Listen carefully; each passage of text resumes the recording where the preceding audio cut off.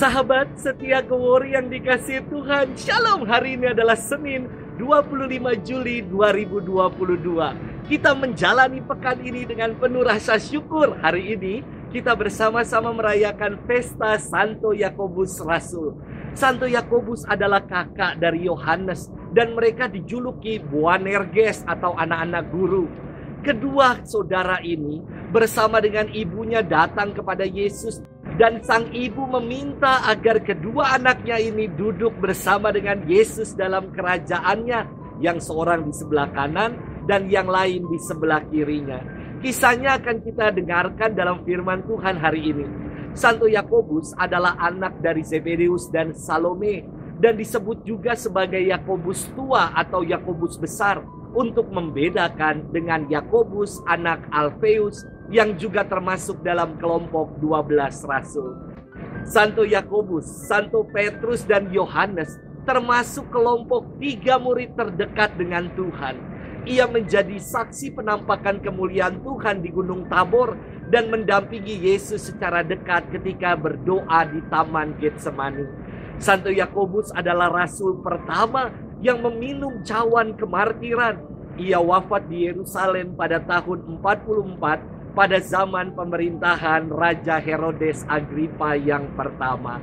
Kita hari ini akan bersama-sama merenungkan firman Tuhan yang diambil dari Injil Matius 20 ayat 20 sampai dengan 28. Mari kita siapkan hati kita. Haleluya, haleluya, haleluya. Aku telah menetapkan kamu supaya kamu pergi dan menghasilkan buah, dan buahmu itu tetap. Haleluya, haleluya, haleluya. Tuhan bersamamu dan bersama rohmu. Inilah Injil suci menurut Matius, dimuliakanlah Tuhan. Sekali peristiwa menjelang kepergian Yesus ke Yerusalem, datanglah ibu Zebedeus serta anak-anaknya kepada Yesus lalu sujud di hadapannya untuk meminta sesuatu. Kata Yesus, "Apa yang kau kehendaki?" Jawab ibu itu, "Berilah perintah supaya kedua anakku ini kelak boleh duduk di dalam kerajaanmu, yang seorang di sebelah kananmu dan yang seorang lagi di sebelah kirimu." Tetapi Yesus menjawab, "Kamu tidak tahu apa yang kamu minta. Dapatkah kamu meminum cawan yang harus kuminum?" Kata mereka kepadanya, "Kami dapat." Yesus berkata kepada mereka, "Cawanku memang akan kamu minum, tetapi hal duduk di sebelah kananku atau di sebelah kiriku, aku tidak berhak memberikannya. Itu akan diberikan kepada orang-orang bagi siapa Bapakku telah menyediakannya." Mendengar itu, marahlah ke-10 murid yang lain kepada 2 bersaudara itu.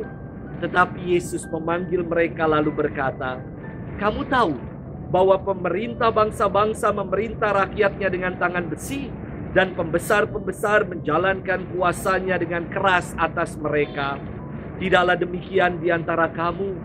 Barang siapa ingin menjadi besar di antara kamu, hendaklah ia menjadi pelayanmu. Dan barang siapa ingin menjadi terkemuka di antara kamu, hendaklah ia menjadi hambamu. Sama seperti Anak Manusia, ia datang bukan untuk dilayani, melainkan untuk melayani dan untuk memberikan nyawanya menjadi tebusan bagi banyak orang." Demikianlah sabda Tuhan. Terpujilah Kristus. Sahabat setia Kewori yang dikasihi Tuhan, Shalom. Sering sekali kita mendengar istilah melayani. Saking seringnya makna melayani menjadi hambar dan kehilangan arti. Saya kira melayani itu bukan sekedar aktif dalam kegiatan gereja atau mau berkorban untuk melakukan tindakan-tindakan sosial. Melayani menyangkut hati, bukan sekedar soal aksi, tetapi apa motivasi yang melatarinya. Sahabat setia Kewori yang dikasihi Tuhan, dalam firman Tuhan hari ini kita mendengar permintaan ibu Zebedeus kepada Yesus agar anak-anaknya Yakobus dan Yohanes diperkenankan memperoleh kedudukan istimewa bersama dengan Yesus dalam kerajaannya. Nampak bahwa motivasi mengikuti Yesus hanya demi kedudukan, mengharapkan hal-hal istimewa dengan menjadi pengikut Kristus. Motivasi inilah yang hendak diperbaharui oleh Yesus. Ia bersabda, "Barang siapa ingin menjadi besar di antara kamu, hendaklah ia menjadi pelayanmu. Dan barang siapa ingin menjadi terkemuka di antara kamu, hendaklah ia menjadi hambamu." Sabda ini ingin mengkonfrontasi permintaan Ibu Zebedeus bahwa motivasi untuk mengikuti Yesus bukanlah untuk membesarkan diri dan menjadi terkemuka, namun untuk menjadi pelayan dan hamba, untuk membesarkan nama Tuhan sepenuhnya. Sahabat setia Gowori yang dikasihi Tuhan, motivasi berakar dari kata Latin movare yang berarti daya, dorongan yang menggerakkan untuk melakukan sesuatu.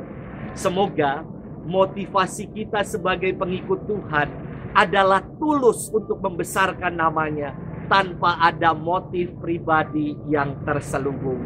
Selamat bermenung dan Tuhan memberkati kita selalu dalam nama Bapa dan Putra dan Roh Kudus. Amin.